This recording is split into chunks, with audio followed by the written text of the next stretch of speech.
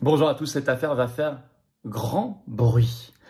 L'Union européenne, après la Roumanie, va-t-elle annuler une deuxième élection présidentielle et un gros morceau, la Pologne? Parce que le candidat de Bruxelles, l'européiste, a perdu. Et vous allez voir que le Premier ministre européiste Tusk est à la manœuvre.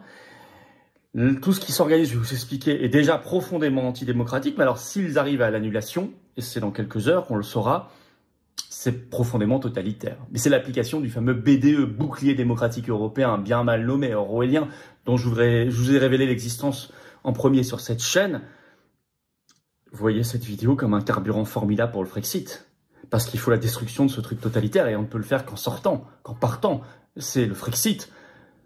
Vous voyez cette vidéo comme très importante. J'aimerais que vous la partagiez partout parce que ce sont des avertissements ici. Et ça va ouvrir les yeux de beaucoup de Français. Ce dimanche, ça y est, 29 juin, c'est la marche nationale. Les Français se lèvent pour la paix. Très grande marche sur un monde fou. Rendez-vous ce dimanche, 29 juin, à Paris, dès 14 h, place du Palais Royal. Le cortège part à 15 h. Il finira place Fontenoy, sous les arbres. Pas d'alerte canicule, ça commence plus tard. Vous pouvez vérifier. Ne vous inquiétez pas là-dessus, il y aura de l'eau en plus. Il fera chaud, c'est l'été, mais enfin bon, pas de crainte là-dessus. Et le parking, en plus, le dimanche est gratuit à Paris. Pour ceux qui viennent de loin, c'est formidable. Je vous attends très très nombreux. Il y aura un monde fou, il y aura notamment Pierre-Yves Rougiron qui prendra la parole, du cercle Aristote, Romain Bessonnet aussi, géopolitologue, des intervenants de très haute qualité pour se battre pour la paix. Arrêtez d'envoyer des milliards, parce que Macron vient d'en annoncer des nouveaux pour l'Ukraine. Arrêtez les guerres oligarchiques, créer une France sortie de l'OTAN et de l'UE, une France libre pour la paix. C'est ça notre combat. Si nous ne le menons pas, personne ne le mènera à notre place. Venez, faites venir, venez en famille, ce sera sécurisé. Ça va être un très très grand moment. Après la Roumanie, la Pologne dans le viseur de l'Union européenne. Les recours sont organisés contre cette élection. On pensait que c'était bon. Eh ben non. Un européiste ne lâche jamais le morceau. C'est pour ça qu'il faut que ça disparaisse définitivement, ce truc qui s'appelle l'Union européenne. Je rappelle que le second tour de l'élection présidentielle polonaise avait eu lieu le 1er juin dernier. Le premier tour, c'était le 18 mai. Et qu'il y a eu victoire pour un mandat de 5 ans, donc du nouveau président polonais, qui s'appelle Karol Nawrocki, qui a gagné au second tour à 50,89% des voix, contre son adversaire européiste, maire de Varsovie, Rafał Trzaskowski, qui a perdu donc à 49,11%. Je rappelle que cette élection a connu le plus fort taux de participation, donc elle n'est pas contestable, de la Troisième République polonaise, ils en sont à la Troisième République, donc avec un taux de participation de 71,63%, que Karol Nawrocki, lui, n'est pas l'européiste qui est en face, c'est lui qui a gagné, et il est aussi anti-guerre en Ukraine, il est proche de Trump, et il est opposé à l'européisme, au bellicisme, sans aller jusqu'à la sortie de l'UE, l'OTAN, ce qui, pour l'instant, mais en tout cas, beaucoup moins dingo et européiste et belliciste que ce qu'il y avait en face. Alors l'Union européenne n'a pas avalé cette victoire, parce que la Pologne, c'est quand même un gros morceau, 40 millions d'habitants, une armée assez conséquente, et une économie qui est, avec tout l'argent qu'on lui a donné, il faut le dire, qui est assez florissante. Et vous avez donc, on l'avait vu, le 2 juin, Le Monde avait publié cet éditorial rageux, le titre « Pologne, un coup de semonce dans le ciel européen ».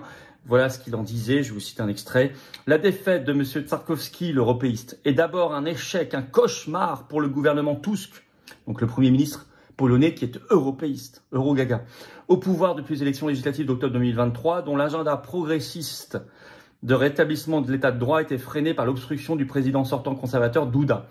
En cohabitation avec Nawrocki, donc le nouveau président polonais souverainiste. Le pro-européen Tusk va devoir composer avec un président qui maniera son droit de veto avec beaucoup plus d'activisme que son prédécesseur est en train de le pousser à organiser des élections anticipées. Élection lourde de conséquences, écrivait Le Monde. L'élection de M. Nawrocki est aussi lourde de conséquences pour l'Union européenne où la Pologne occupe à présent, 36 ans après sa sortie du bloc soviétique, une place importante sur laquelle comptent Paris et Berlin. Alors d'un coup, vous avez vu des recours organisés contre cette élection. Première étape, d'abord on a dit il y a peut-être des fraudes. C'était un article de Réactif qui était passé un peu inaperçu le 10 juin. Le titre, des allégations de fraude remettent en cause le résultat de l'élection présidentielle polonaise. Tiens, comme par hasard, je vous cite un extrait de cet article. Des soupçons d'irrégularité dans le dépouillement des votes au second tour de la présidentielle polonaise, donc 10 jours plus tard, tenus au début du mois, ont conduit la Commission électorale nationale à ouvrir une enquête. Le scrutin du 1er juin avait vu M. Nawrocki l'emporter face à M. Trzaskowski. L'écart entre les deux candidats est resté très serré, moins de 400 000 voix, enfin c'est quand même un écart, hein, les sépare sur près de 21 millions de suffrages exprimés. Il y a quand même presque 2 points d'écart en fait entre les deux. C'est pas non plus totalement rien. C'est proche, mais c'est pas rien. Alimentant les doutes sur la régularité du vote, à l'issue du scrutin, des signalements de dysfonctionnement ont rapidement émergé, certains suggérant que des voix auraient été indûment transférées d'un candidat à l'autre, faussant potentiellement les résultats. Face à ces allégations, la coalition gouvernementale a réclamé une enquête approfondie. Donc c'est incroyable. C'est le gouvernement de Tusk qui dit qu'il y a eu des fraudes, alors que c'est eux qui ont organisé le scrutin. C'est le gouvernement qui est en charge de l'organisation du scrutin. Donc c'est eux qui le tiennent, c'est eux qui tiennent l'organisation du scrutin. Et ils disent, 10 jours plus tard, en fait, il y a eu des fraudes. Deuxième étape, les recours. Nouvel article de Réactive, très récent, ce 26 juin, le titre « Pologne, la Cour suprême se prononcera sur la validité de l'élection de la présidentielle, ce mardi 1er juillet ». Et maintenant, vous allez voir, écoutez bien, comment Euractiv parle de cette affaire. Je lis juste le petit chapeau de l'article. La Cour suprême de Pologne annoncera mardi 1er juillet sa décision sur la validité de l'élection présidentielle. Un scrutin remporté par le conservateur Karol Nawrocki est entaché par de nombreuses irrégularités. Donc, on ne parle plus au conditionnel. Maintenant, vous avez remarqué, on parle à l'indicatif. On dit plus, comme le 10 juin, il y a des soupçons d'irrégularité. On dit, c'est entaché de nombreuses irrégularités. Maintenant, c'est sûr et certain. Il n'y a plus le conditionnel. Ça, c'est très frappant. Alors, les citoyens, explique cet article, ont été, je cite, encouragés à déposer des recours par la coalition européiste. Alors, on va citer. Dans les jours suivant l'élection, des rapports ont fait état d'anomalies dans plusieurs bureaux de vote. Autant de dysfonctionnements qui ont conduit la coalition gouvernementale, donc de Tusk, à encourager les citoyens à déposer des recours, comme le permet la Constitution. C'est la coalition au pouvoir qui a encouragé les citoyens, je cite, à déposer des recours électoraux pour lesquels ils disposaient d'un délai de 2 semaines après l'annonce des résultats.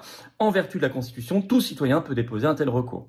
Les responsables politiques de la coalition au pouvoir réclament un recomptage complet, alors qu'encore une fois, c'est eux qui l'ont organisé, tandis que le PIS, donc le parti du gagnant, estime qu'il n'y a aucune justification pour cela.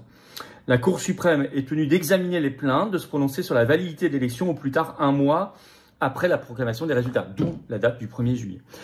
Ils ont au total reçu, donc c'est totalement organisé, 56 000 plaintes. C'est la RTBF, média belge, qui en parle ce 26 juin. Le titre « Élection présidentielle en Pologne ». La Cour suprême reçoit 56 000 plaintes concernant le scrutin présidentiel. Avec cet aveu, toutes les plaintes ont été calquées sur un modèle. Tiens, je vous cite un extrait de cet article. Hier, il y avait environ 56 000 plaintes, a dit la présidente de la Cour suprême, Małgorzata Manowska. La Cour suprême a jusqu'au 2 juillet pour valider les résultats. Elle a déclaré qu'elle adopterait une résolution à ce sujet la semaine prochaine. Les élections polonaises donnent généralement lieu à des plaintes, mais pas à une telle échelle, écrit la RTBF. Il n'est pas certain qu'elle fasse la différence sur le résultat. On verra. Et là, je cite la présidente de la Cour suprême polonaise, donc Małgorzata Manowska, a ajouté que la grande majorité des plaintes électorales étaient presque identiques, basées sur des modèles publiés par les alliés de M. Trzaskowski, celui qui a perdu. C'est quand même un aveu. Alors, tout ce qui était à la manœuvre, il était derrière ces recours. Il est derrière ces recours. Le Premier ministre européiste. Je vous cite un article du Point qui l'affirme ce 21 juin. Je vous cite un extrait. Face à cette montée en pression, Donald Tusk passe à l'offensive sur les réseaux sociaux. Dans un tweet provocateur, écrit Le Point, posté le 21 juin, il interpelle directement ses adversaires. Messieurs Duda, Nawrocki, Kaczynski, n'êtes-vous pas tout simplement humainement curieux de connaître les vrais résultats du vote? Comme on le sait, les honnêtes gens n'ont rien à craindre. La veille, dans un autre tweet, il invoquait la Constitution. L'électeur a le droit de déposer une plainte. Il est du devoir de la Cour d'examiner chaque plainte, point final. Donc il avoue qu'il est derrière. Et il parle tout de suite du vrai résultat, comme s'il était au courant. Et en plus, il a outrepassé ses fonctions, puisqu'il y a eu des révélations sorties dans Euractiv ce 17 juin, le titre des enregistrements de Donald Tusk lorsqu'il était président du Conseil européen font débat en Pologne. Je cite ce qui est écrit dans cet article. Des enregistrements audio confidentiels publiés par des médias proches du parti PIS révéleraient que Donald Tusk serait resté activement impliqué dans les affaires politiques polonaises alors qu'il était président du Conseil européen, un poste censé garantir une stricte neutralité. Ce sont les chaînes de télévision, donc Polsk 24 et TV Republika, qui ont diffusé des extraits de 2 conversations téléphoniques, de tout ce qui le montre. Donc et là, quand vous êtes président du Conseil européen, vous êtes directement en lien avec Ursula von der Leyen, les institutions européennes, Macron, tout ça. Donc on est sur un truc qui ressemble beaucoup au modèle roumain, ce qui s'est passé en Roumanie. Avec d'abord annulation du scrutin en décembre dernier, 2 jours avant le second tour, où Georgescu devait gagner, et puis ensuite interdiction à Georgescu de se présenter, puis second tour bizarre où Simeon perd, alors qu'il était largement en tête au premier tour. Voilà, avec beaucoup d'ingérence. Mêmes acteurs, mêmes protagonistes, on verra ça le 1er juillet, mais déjà la tentative de ce qui est en train de se passer est déjà très antidémocratique. Ça prouve vraiment que l'Union européenne est antidémocratique. Si vraiment il y a annulation le 1er juillet, on est dans une Union européenne totalitaire. Application du BDE, bouclier démocratique européen orwellien. Il faut détruire ce machin totalitaire. Et pour cela, nous en libérer par le Frexit, la sortie de la France de l'Union européenne. Merci vraiment de massivement partager cette vidéo. Elle est vraiment une alarme. Elle est en même temps un moyen d'ouvrir les yeux, de réveiller les gens, de les secouer. C'est très, très positif. Ça, c'est très important. Merci donc de la partager. Pour ça, de vous abonner à cette chaîne YouTube par un petit clic gratuit sur s'abonner. Vous contrez l'invisibilisation et les désabonnements forcés en vous abonnant à cette chaîne. Les vidéos circuleront mieux. Merci d'avance. Soyez là. Une très grande manif nationale ce dimanche 29 juin. Rendez-vous à 14 h, place du Palais Royal à Paris pour un départ du cortège à 15 h.